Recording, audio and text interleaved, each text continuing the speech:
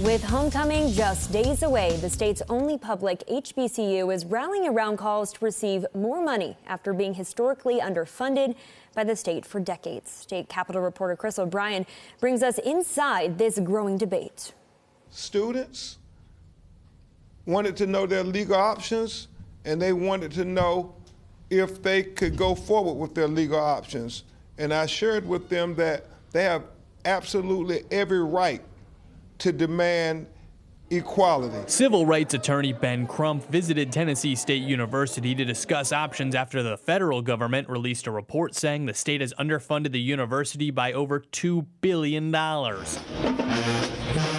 of homecoming, TSU is rallying its base to continue the dialogue, adopting the theme, "Through resilience and perseverance, we are one." When you talk about the great gains, when you're talking about building infrastructure, when you're talking about academic programs, you cannot ignore the underfunding. But the state has yet to indicate it intends to give more money to its only public HBCU. I asked Governor Bill Lee if he plans to push for additional funding. We'll continue to fund much of what this federal conversation is about, or things that happened 30 years ago.